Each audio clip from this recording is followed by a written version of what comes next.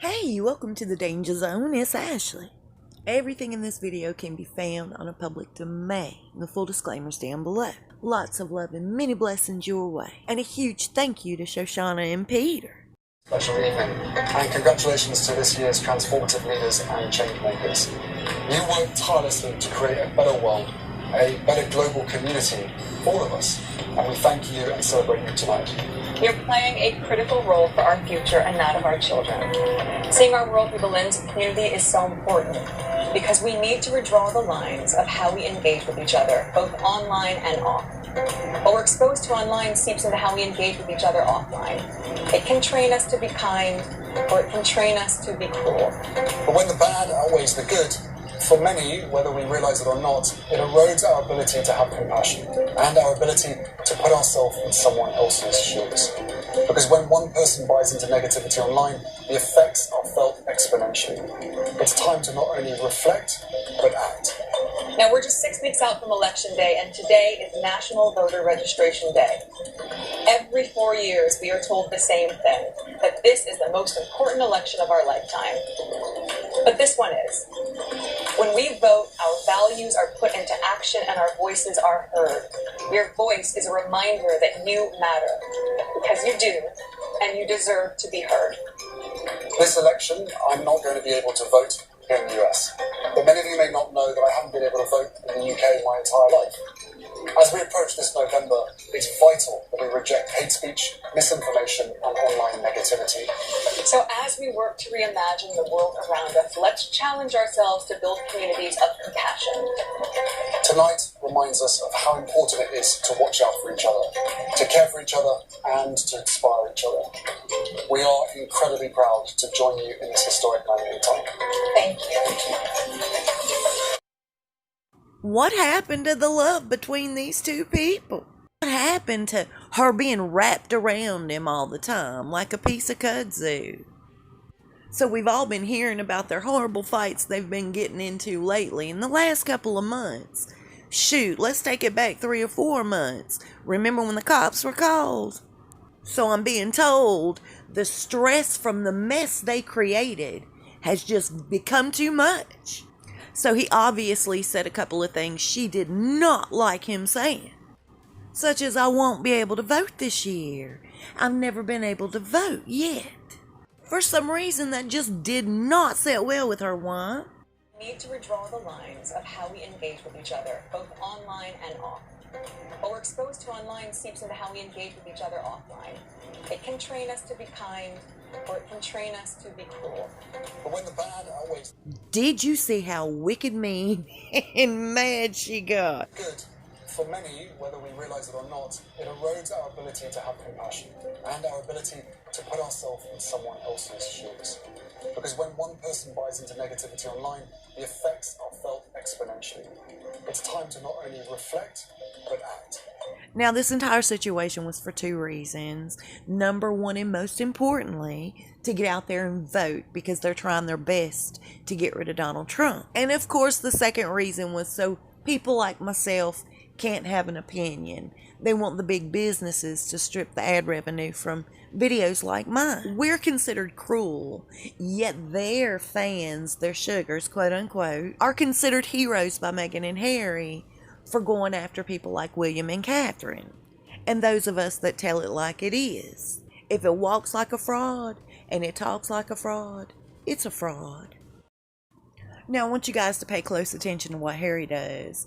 This was right after he was telling people how important it was to vote. He's almost like flirting with somebody behind the camera. And not that Meghan really cares, but I believe she was feeling a little ticked off that her meal ticket was misbehaving. And he clearly doesn't want to be there at all. And let me ask you, how long ago was this taken, considering didn't he just get a fresh buzz cut?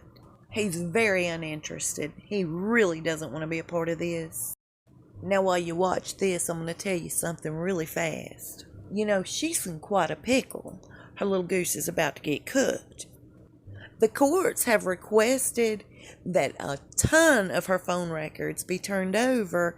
It's for a period of 6 months in 2019. Along with her WhatsApp records. She's about to be busted big time. I have a sneaky suspicion that her entire family are involved. To me, by them requesting these records speaks volumes. That's how certain they are that she was involved in all of that.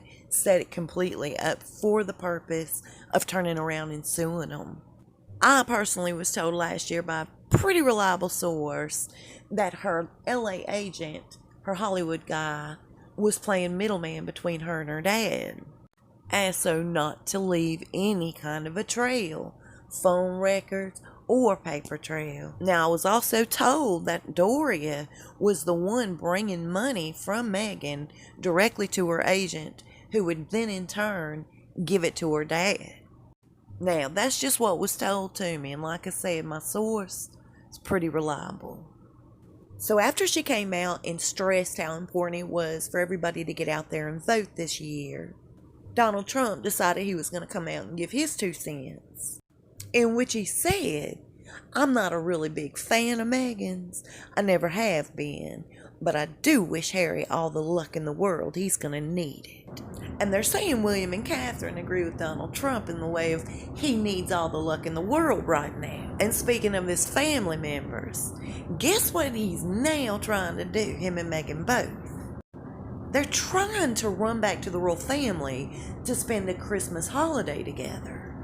According to media outlets, they're saying that Meghan feels like it's super important that her son, Archie, goes and spends this holiday season with his great-grandmother, just so he knows the royal holiday traditions. I don't know about you, but I can totally see straight through that. See, here's what it really boils down to, in my opinion. They've been busted. They know this lawsuit is going nowhere but Humiliation Avenue. They know come January it's going to all spill out, and they're trying to hit it before that court date arrives. Who else better in this world to get your butt out of hot water but the Queen of England? So that ain't nothing more than a trip to Suck Up City. That's all it is. Just exactly as they're denying having anything to do with funding freeloaders. They know good and well they co-wrote this book. Otherwise, don't you think they would have their attorneys go after Omid Scobie and his sidekick Carolyn? But they have to deny. Why? Because they are desperate for the royal family's help. I really hope and pray the royal family don't fall for it. They want it out, leave them out. Don't even allow them back to the house come Christmas time. They didn't want to be there last year. Don't open your doors to them this year. Now, I'm really thinking they're not going to allow them back for Christmas, especially after we've seen what we've seen in this video. They say William does not appreciate the fact that Meghan upstaged Harry, made him look real stupid in this video. William needs to shake that loose and let it go.